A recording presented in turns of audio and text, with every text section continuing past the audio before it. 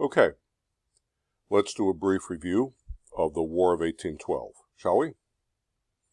So, the War of 1812, we know, comes along when President James Madison is president, but nothing happens in history without context. Everything has a before and an after, has an origin, and you always have to look, there's a continuity to history. It's always a storyline. So you can go back to George Washington. New United States of America, we had just won the Revolution, and as you remember, the British in the Treaty of Paris in 1783 had agreed to evacuate all of their troops from the territory that is the new United States. But they hadn't. There were still British forts in the old Northwest Territory. And if I can find, nope, there we go.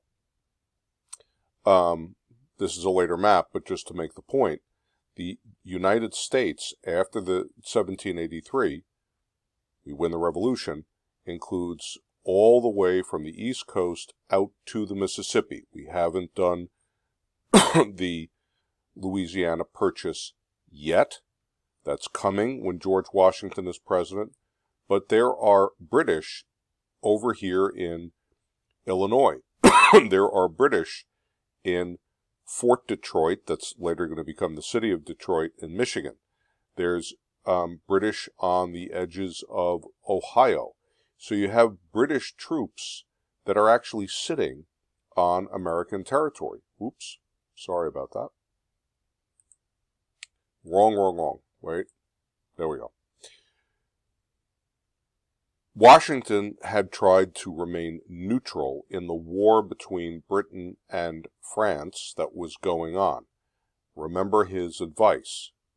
Avoid permanent alliances, stay out of Europe's affairs, stay friendly with everybody, but don't make yourself sort of the little brother country of any of the European powers. So try to remain neutral and trade with everybody. But already you had the British begin to seize American ships, claiming that the sailors on board were not Americans. They were, in fact, runaway British citizens, and drafting the guys on the ships into the British Navy. That's the impressment of sailors, pressing them into service. The life of a sailor, as you recall, was a miserable one. And so the British Navy was constantly looking for new sailors, and if they had to kidnap them, they did it. Okay, Washington serves 2 terms. He's followed by President Adams. The British are still in those forts. Nobody's getting rid of them. Adams is stuck defending the neutrality of the United States, and impressment of sailors and seizing of ships continue under Adams. Adams makes peace with France. Adams is peaceful with Britain, or tries to be. He wants to trade with them. But you continue to have this issue. Adams serves 1 term. He's followed by Jefferson. The British are still in those forts in the Northwest. They are still impressing sailors. You may not remember, but the Chesapeake Leopard affair. All that is the USS Chesapeake was an American ship. The HMS Leopard was a British ship, and it was a specific incident of impressing sailors out of a U.S. Navy ship onto a British ship. Jefferson tries the Embargo Act, that is, not trading with anybody. So instead of trading with everybody, we try not trading with anybody. That doesn't work. It just hurts the American economy. Okay. Well, as we know, that impressment of sailors was one of the 2 big causes. The first cause was these forts and British soldiers sitting on American territory. The second was, excuse me, this impressment of sailors. British impressed about 6,000 American sailors. That's actually a hell of a lot. That would have been twice the population of Staten Island at the time. So 6,000 may not seem like a huge number today when we have 350 million Americans. But it's 6,000 human beings who were kidnapped and 6,000 American citizens that we couldn't get back. Okay, so we remember the basics of the war. You have a series of battles. The British try to blockade some American ports. You have some battles up out in the Michigan, Ohio area. Indiana, we remember you had the Tippecanoe battle with Tecumseh, the Indian, just before the start of the war. But now you have Commodore Perry on Lake Erie, wins a naval battle up there and forces the British out of Detroit. You have a little fighting up around Niagara on the Canada-New York border up by Buffalo. You've got a little bit of running around in here in southern Canada. The British try briefly an invasion of upstate New York in Plattsburgh, and the Americans beat them out. Then the British decide to go after Washington, D.C., the capital, baby capital of the United States, and burn it. And if I've got this here, nope. Oh, this is just to show you what they did. Oh, that's really blurry, sorry. There's Washington, D.C. Washington sits on the Potomac River, which is really a branch off from the Chesapeake. So they came up into Chesapeake Harbor. They went after Baltimore, which is up here, and they went after Washington, D.C. I'm sorry that's so blurry. When they get to Washington, they hit the Capitol building itself. This is Admiral Coburn. That's how you pronounce it. Admiral Coburn was the British commander. They charge into the Capitol building, and he is standing on the chair of the Speaker of the House of Representatives. They chase the Congress out. He stands on the chair, sort of rallies his men. They bash up the place and set fire to it. This is, if I can pull this down a bit, this is a drawing of the time of the Capitol building. Remember, I told you they had started building the Capitol, but it took decades to finish it. So they had just begun building it, and these were the first two sections of it. Later on, they would add sections in each direction, and then the famous dome up here. And you can see the scorch marks from inside here where they smashed up the joint. Also notice, if you look around, there's not much else. Washington, D.C. at the time was a couple of these sort of grand government buildings and then wide open fields and swamps. This is a picture from the time, a drawing from the time of the Executive Mansion, the White House. At the time, it's a little bit of a myth that they painted the White House white afterwards to cover the scorch marks. That's not exactly true. As you can see, even before that, the White House was colored white. It was supposed to look like marble.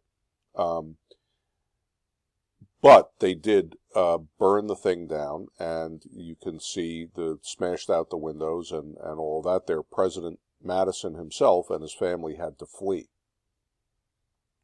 Meanwhile, a little farther up Chesapeake Bay, you had Fort McHenry. And this is a view of the time of sort of what that looked like. Fort McHenry is in the very background here. This is the British fleet surrounding it. And you see these cannonballs. This is not really what it looked like, of course. When you fire a cannon, there's no lines that follow them. and they don't really arc quite like this. But it gets the idea across. They were using new explosive shells, the bombs bursting in air. And this is a depiction of what I remember I told you about the Congreve rockets. So it was a new kind of artillery. It was actually like little mini missiles, packed with gunpowder in the back, and you set it off just like a firework, except at the tip of it, you had a real explosive. And so they'd shoot these off of the ship, and they made this red kind of streak behind them. They'd pop over the fort and then burst and blast shrapnel everywhere and cut up the guys. This is the Star-Spangled Banner. That is the original flag that flew over Fort McHenry that day. Down here, the neater part of it, that's a reconstruction. The original flag you see here, right, is kind of raggy and a mess. That's because, and this is the reason I'm showing it to you, it's just a flag that flew over that fort. And when Francis Scott Key, the lawyer who was also a poet, watched the bombardment all night, the next morning he wrote that poem, "Can you see, that flag by the dawn's early light that we saw at dusk? Is it still flying over the fort?" Now, I mentioned this and I show you this. We still have it. It's down in the Smithsonian Institution. It's an enormous flag. It's huge. But what is with this bit here? After the battle, people, the flag was eventually kind of became famous itself, and people chopped little bits of it off to keep as souvenirs. I mention all that to you because it shows you one of the things we talked about, that War of 1812. What comes out of it? Well, the United States doesn't win any new territory. The British don't have to give up anything. They start leaving our ships alone. But they also leave our ships alone because it's 1815. Napoleon's defeated by then. The British are no longer at war with France. They don't really need to go after American ships. So they're willing to give that up. They withdraw a handful of troops that they still had on American territory. So they kind of lose face, but they don't really lose the war. The Americans get what they should have had all along, so they don't really win anything. It's kind of a draw. It's kind of a tie. But because the Americans didn't lose to the mightiest military on earth, we stood up for ourselves. And so it's known as the Second War of Independence. And the bursts of patriotism that came afterwards included things like the Star-Spangled Banner song. There's another song called Hail Columbia that also comes out of it. Columbia is a poetic word used for the Americas, after Christopher Columbus, the land Columbus founded. You get all these patriotic songs. You get all of this flag waving and people wanting this souvenir of this famous flag. And the nationalism, the pride, the sense of power that we have comes out of it. Another consequence of this war, if I can find it, I hope. Nope. There we go. Is the election of 1816.